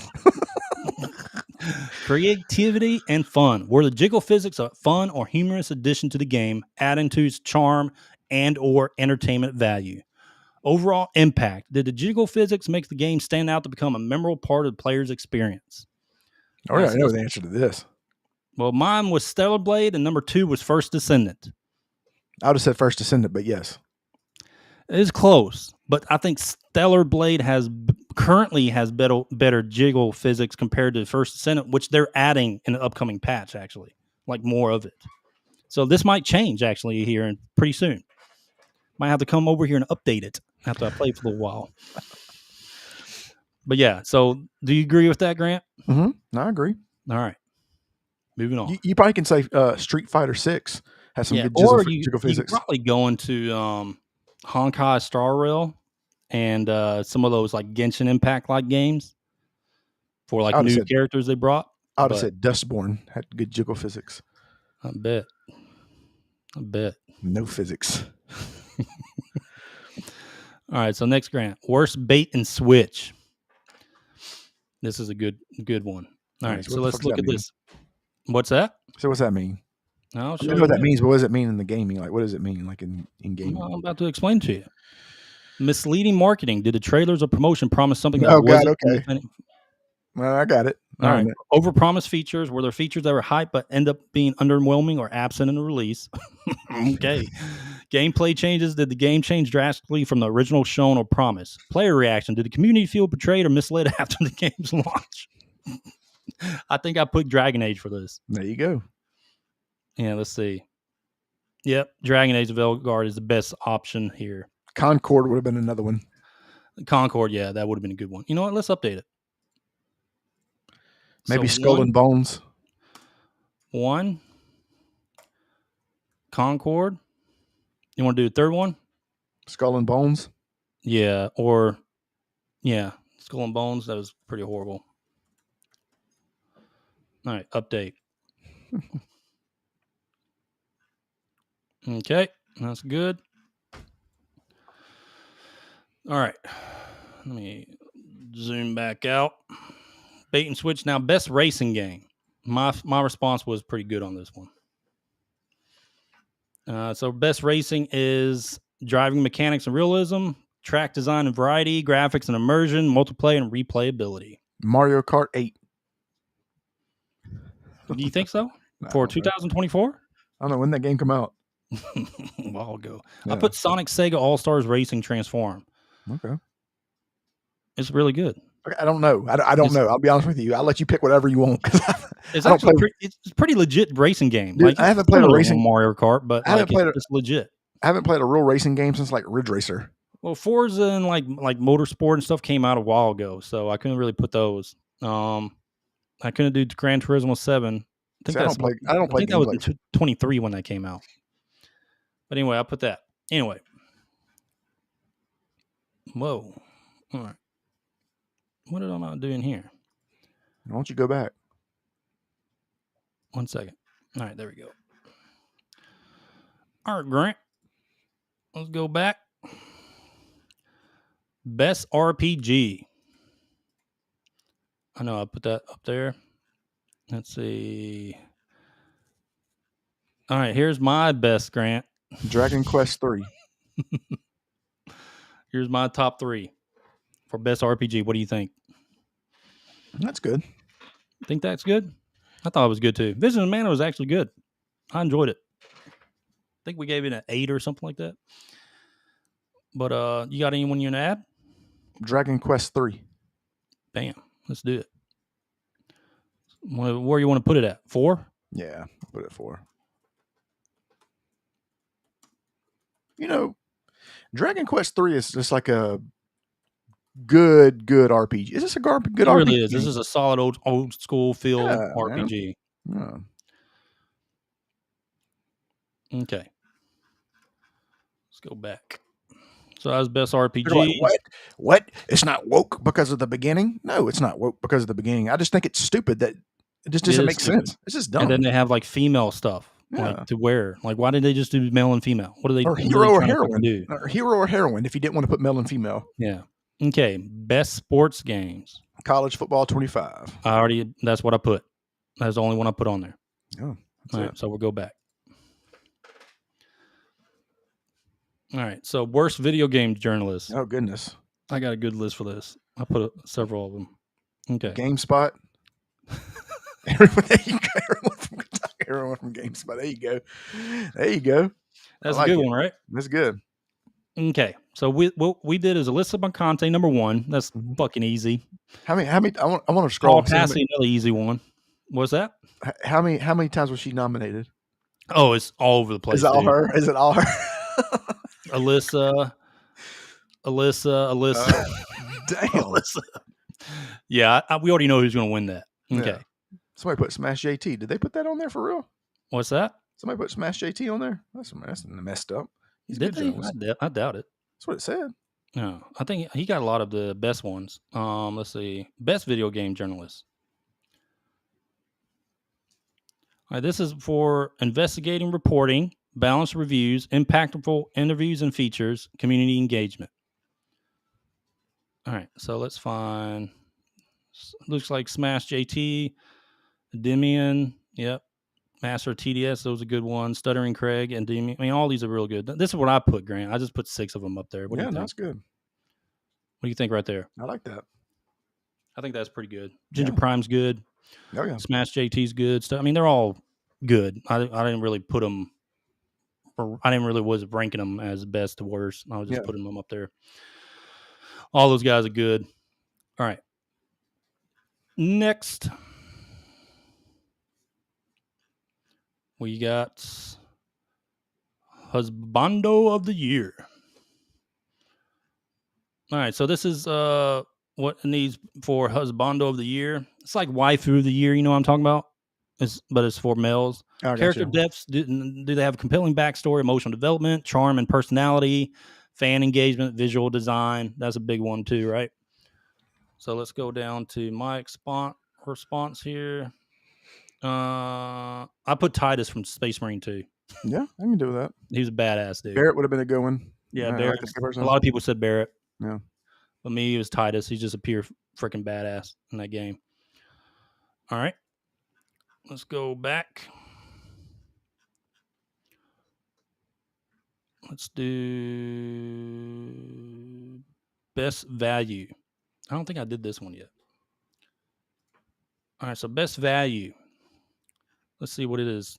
Content for price. Did the game offer a lot of content, replayability, fair monetization, game free to play with fair, non-invasive microtransactions, ongoing updates? Did the game provide, player satisfaction, all that stuff? Diablo 4? Yeah, Diablo 4, dude. That's a good one. I would say, honestly, I'd say the first Descendant 2, I would put that in the list because it's not aggressive microtransactions in the first Descendant. You can farm things easily. New World. Yeah, that's pretty good. So what do you want to go? Diablo first? We'll say Diablo 4, then we'll go New World. Diablo 4, New World, Eternum, and the first Descendant. Yeah. Okay. Let's go back. I think this one's the opposite.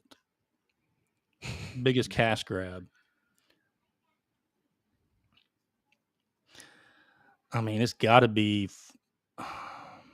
Do we want to add mobile games in here? I don't know. Star Citizen. Oh, actually, that's a really good one, dude. Star Citizen is so good. Oh, man. With the amount of money that game is, and it's still not officially out, like official release. hundreds of millions of dollars into Star Citizen. And all the cool stuff you have to like purchase these big packs to like get good ships at the start. I mean, it's like so stupid. Random Ubisoft game, that's a good one too. Suicide PlayStation 5 Pro. I heard Pro's pretty good. At least what I'm getting at is pretty good. Dreamcast guy.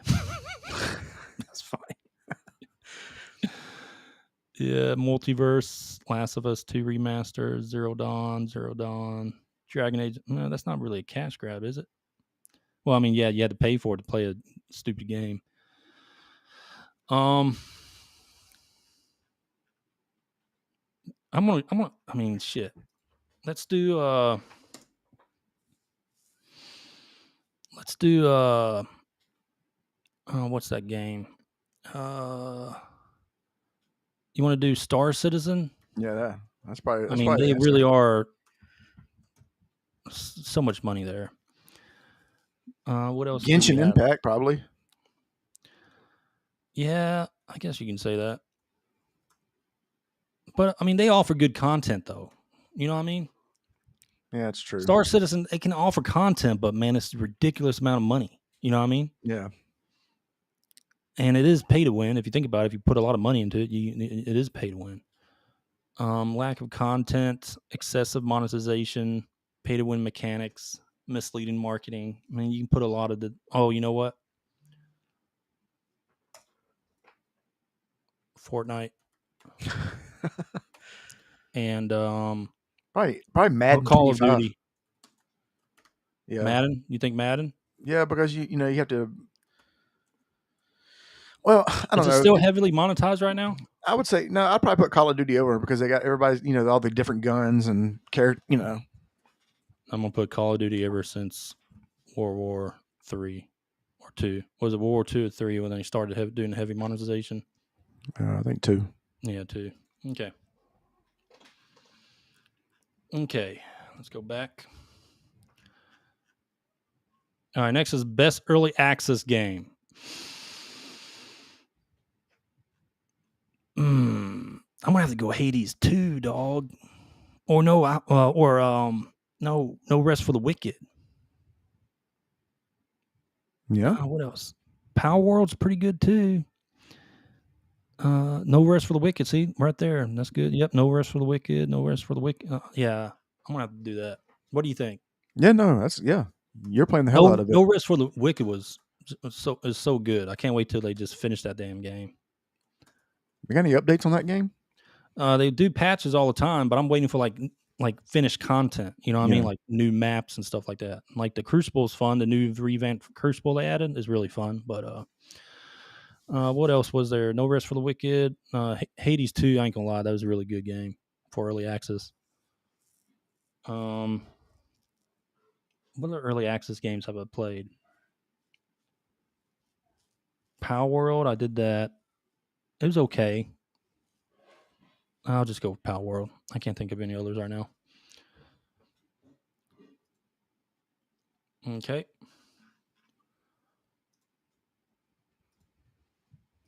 Next. We already did those. Here we go. Best multiplayer experience. Well, it's not going to be Final Fantasy 14 for me, but you could probably put it on there because overall it's probably a good game. If you get to the end. I haven't played Dawn Trail yet, so I really can't put it on there. Diablo 4. All right. Gameplay design, community and social features, variety and content updates, fun and replayability. That's Diablo 4. Hey, you should do this.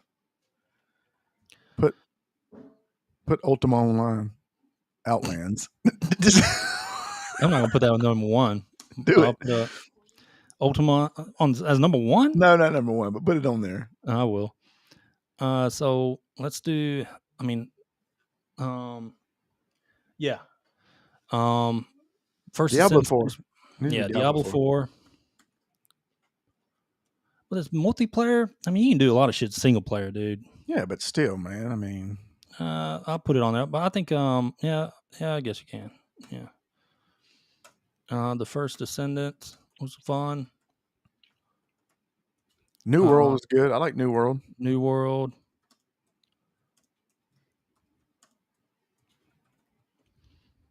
And Ultima Space Marines 2. I got to put that Well, actually they too. put Space Marines 2.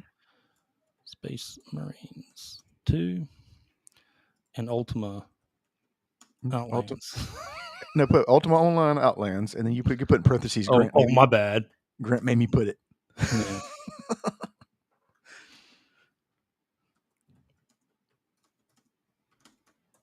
Okay.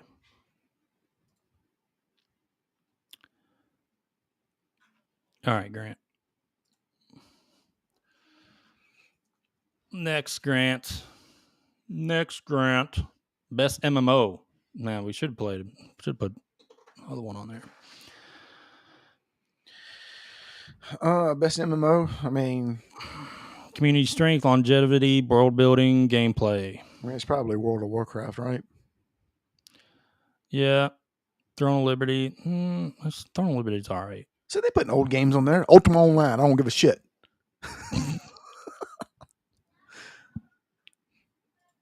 I played Worldcrafts. It's pretty decent.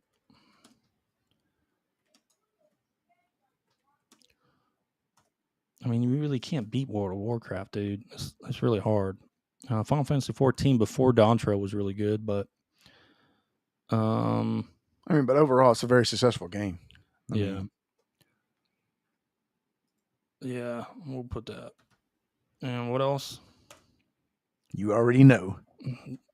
Golly, why are you making me put this? Because it's not going to get nominated, but at least I'm representing. Okay. All right, Grant. Hey, it'd be funny is if they got nominated and it's because of me. Oh no, they have to give me a house. No, they have to give you a house. All right. Best story. We're almost there. Best story? Best story nomination. Narrative depth, emotional impact, world building, character development. Best story out of any game. Out of any game? Out of 2024, bruh. Oh, okay. Brohim. I mean, it's got to be Final Fantasy, though, man. I mean, best story? Yeah. So, between that and Metaphor. See, I didn't play Metaphor yet. I'm playing that next. Best story. I'd have to say Metaphor was great. Rebirth was great. Wukong had a good story to it. But there you go. Put it on there. Yeah. Okay. So what's number one? We want to go with Rebirth or Metaphor? No, go with Rebirth. I mean, it is. I mean, it's.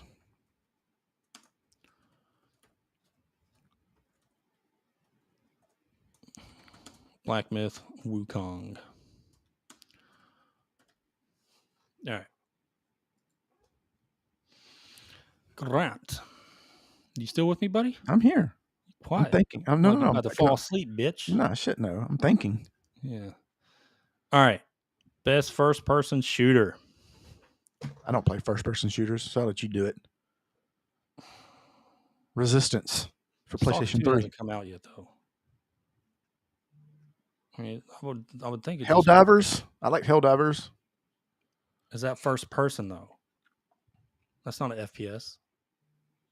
Is it? Right? I can't remember. I think it is. No, you see your character though, right? I think you can, but I think you can change it to first person. No, it's first person. You sure? See if it's listed on there. Helldivers? See if anybody else said it. Let's see.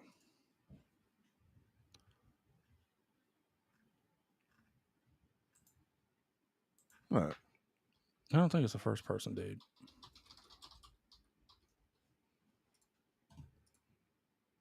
See, I told you, Helldivers is not an FPS. Jeez, man, listen to me. Over here, just putting the wrong information in. You were straight up wrong, weren't you? Straight up right. You're wrong. Not a first person. Like this whole podcast premises is just me correcting your mistakes. Is basically what I've been doing. Nope. All right. Yeah, I'm gonna have to go with the only one I played has been Call of Duty. Dude, they're right. RoboCop Rogue City. I haven't played that yet. It's like cheap. It's like $5. I think I might play I it. still haven't played it yet. Have you played it? No. Then what the fuck are you talking about? So how you going to give a game that you haven't played an award? Probably the same way everybody else does in the other game awards. Yeah. No, we don't do that here. We do games we played. If that's the case, then I give it to UO Outlands. Just give it the game. They need to hurry up and just go ahead and let me nominate them all. This is the only game I played this year is a new Call of Duty. So, I mean, that's the only one I can vote for right now. All right. Let's do best third-person shooter. Here you go, Grant. Helldivers. Yeah, there you go. Finally, you got it right. Got it right. God, I had to correct you. Yeah. Now let's go with probably Space Marine 2 since I played that one. No, you haven't played that, but I'm gonna go with Space Marine 2 since that's basically me. Yeah, it's an action game too, though. I guess you can technically call it a third-person shooter. So I'm thinking Space Marine 2, First Descendant, and Helldivers. Those are the three off the top of my head. Those are the three that I've played, and just those are the one of the three that you played. such a negative individual. And the First Descendant. Look at that. Yep. All three of my choice. There you go. Nope.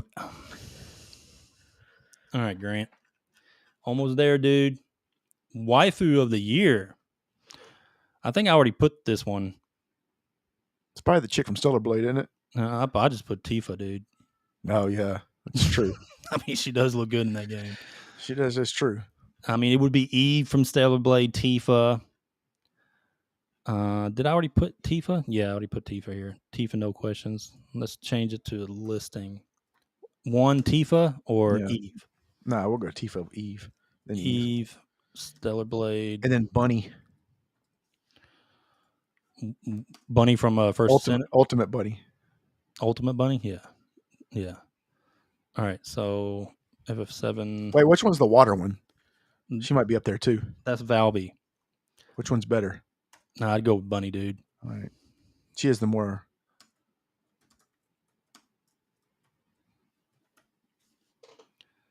All right. Bam. Update that. All right. I think we're going to our last one. I'm gonna Best. Oh shit! Look all. What the fuck? Oh god! Oh, we got to do the. We got. All right. We got to do them. We're gonna do it. I'm gonna go back. I'm gonna go back and log in and edit it, and it's gonna be Waifu year. I'm gonna go to all the ones on Concord. What did you say? Did you say waifu or wafu? Waffle. Waffle. Okay. All right. So this is best fighting game, fluid, balanced gameplay, multiplayer experience, and innovation and impact. Mortal Kombat 1. Mortal Kombat 1? Did that come out this year? Yes, it came out this year. I'll say Dragon Ball, man. Okay, you can put that on there. Dragon Ball Sparking Zero. Sparking Zero, not Sparkling Zero like you said last time. What are you talking about, dude? You're like, Sparking Zero like it's a drink. What are you talking about? Like it's a fucking soda. Sparking Zero is what I typed.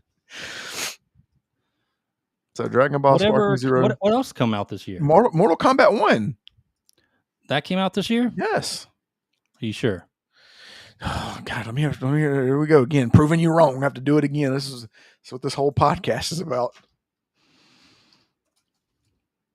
No, it came out last year, you stupid shit. Let's see. It came out September 14th.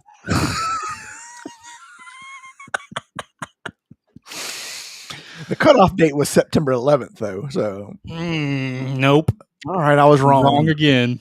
Always wrong again. So we're going to take that off because you were wrong. When did Street Fighter 6 come out? I think that came out last year too, buddy. Did it? I don't know. No, maybe it came out this year. Yeah, it came out in 2023. Okay. So nope, I didn't say it. I asked. Nope, I just asked. Nope, we got it. We got asked. All right. So Dragon Ball Sparking Zero. I told you, man. They're trying to put Mortal Kombat 1. What an idiot. What a loser. All right, best company nomination. FromSoftware. Definitely has to be it, right? Yeah. I'm not putting Square Enix there. No. Y'all crazy. I don't Shift know, Up is good. man. I don't know. Like the they've done good with. When did Star Ocean come out? That came out last year. I mean, you got to think they did good on their They did not. good on Visions of Mana, but they fucking fired the studio that did it for them. Don't matter, man. Was it a good game? Yeah, it's a good Square game. Enix is good up there. So from Software, I'm gonna go with Game Science next, dude. That's They came fine. out. They dropped bows. They That's came out of fine. nowhere. That's fine. And All then right. and Square Enix and the people who made Ultima Online. Nah, you've got enough Ultima in there, Look, I'll dude. go ahead and tell you. I'll go ahead and tell you. Don't ever let me come to this award ceremony because I'm gonna be propping that game up. I'm gonna wear like a UO shirt. Space Marine 2 guys. All right.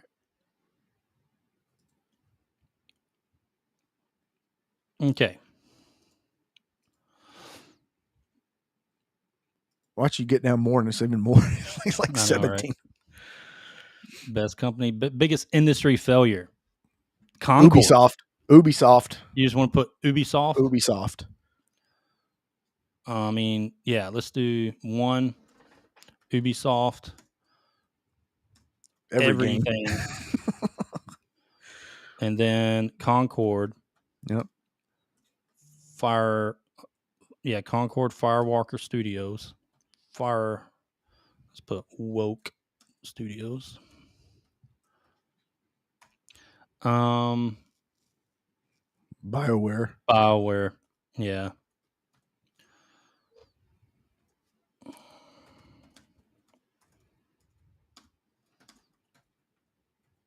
Bam.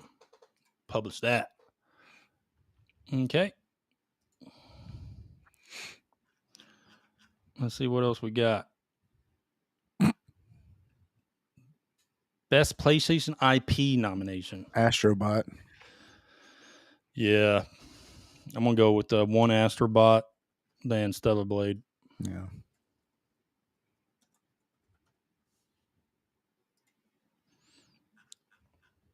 Okay. And that was a quick one. Got to wait for the load. Best Microsoft IP. See PlayStation. What you should do. What you should put it. What you should put it. Right? Yeah. See PlayStation IP. I'm going to just put PlayStation.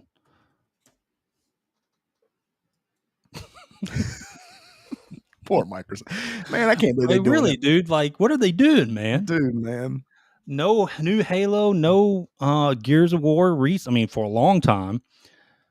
I mean, they got Avowed coming out, but we don't know how that's going to be. I mean, I guess you can label Diablo in there, but it's not like, exclusive though. It's not exclusive, but I mean, it isn't technically their IP now. You know what I mean? They gave it away. They gave it away to everybody else. Yeah, I'm keeping PlayStation. What they should have done is, if they were smart, they would have bogarted it, made people, if they wanted to play it, either buy it on PC or Xbox. Sometimes, man, you got to be, dude. For the longest time, Final Fantasy was only on Nintendo. They held it to that system. Mm-hmm. Shitty ass game of the year. IP. Oh, probably was it Breath? No, Breath came out last year. What is it? The Wisdom one. My daughter loves that game. Oh, the Zelda. Yeah. Yeah. What's it called? Echoes of Wisdom, right? Yeah, that's it. Zelda Echoes of Wisdom. Let's publish that. I still got to play that, by the way. All right. Your daughter loved that game, didn't she? What's that? She loved it, didn't she? No, she still plays it. Oh, that's cool. All right. Shitty ass game of the year. Dustborn. There's only Concord, Dustborn. Yeah. So let's go Dustborn number 1. Like somebody already put it. Yeah. Concord and Awakening, Unknown 9 Awakening. Yeah.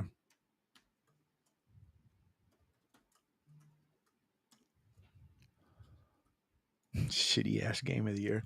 It's a funny category. Yeah. It's a good one. All right. That's saved. I think we're at the last one, Grant. Yeah, this is the last one. Yep. Those are just posts. Okay. Mm. Game of the Year nomination. I mean, I wouldn't put Barato or whatever the hell is on there. Yeah. Well, they did it right. This Game Awards did it right. You can't put Shadow Erdtree. That's a DLC. Okay. So Final Fantasy. Probably Stellar Blade. Yeah. Metaphor. Astrobot. I'm going to put Wukong. Wukong, yeah.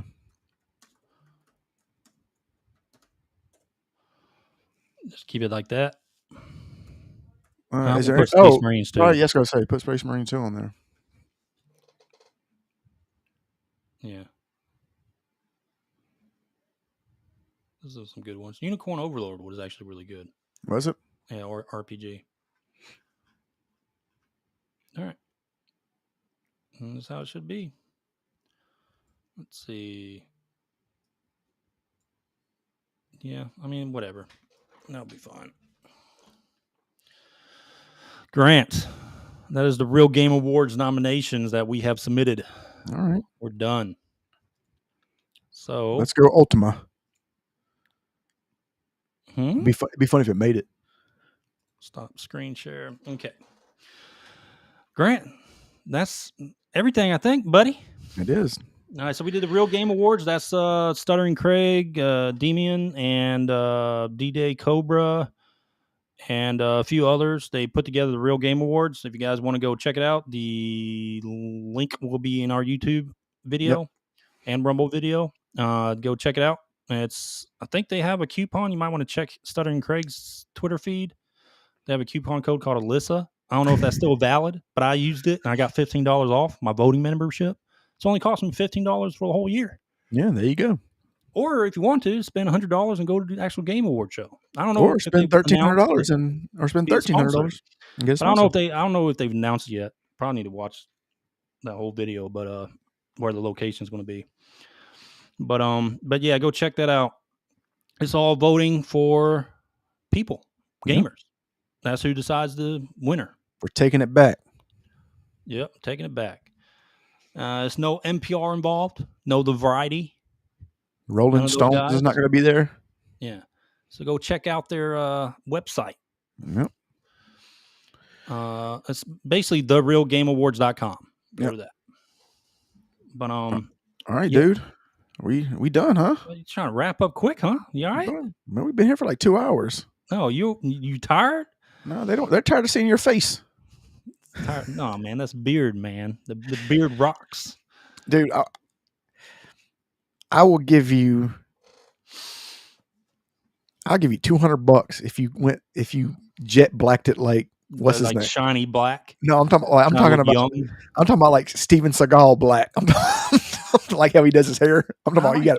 No, man. No, I know that. I know that. But you have to do it for 2 shows. Dude, purple. No. Oh, that'd be funny. Dye my beard purple and go join Blue Sky. There you go. Oh, we probably get a lot of followers then. I think it'd be hilarious if you just did it super jet black, where it didn't matter. We're so black. It's like a white guy for Harris. Oh man, we're so black. It looks like shoe polish. That would be funny. But hey guys, thanks for joining. Go check out our YouTube. We're on Rumble. Go check out our podcast on Apple Podcasts, Spotify. Disgruntled Middle Age Gamers or DMG Gaming Podcast. That's all you have to do to search for us. And our Twitter and Twitch and TikTok. Where you see us going to war with liberals on TikTok. Boy, they hate some of those shorts we be posting. Whew. Well, some guy got mad. He got mad because we were talking about he said MAGA is a cesspool on X. Yeah. And they all go join Blue Sky, where you can just listen to other people that think just like you. What's funny is we didn't say anything about MAGA on that clip. It's just like yeah. They're fascists, bigots. That's all they talk about. All right. But yeah, go ahead and close us out, Grant. All right, guys, we appreciate y'all tuning in. We will be if you want us to do a top 10. Well, I don't think we have one available yet. So, Craig, if you're listening, now's your chance. Now's your time to shine. Craig Fletcher.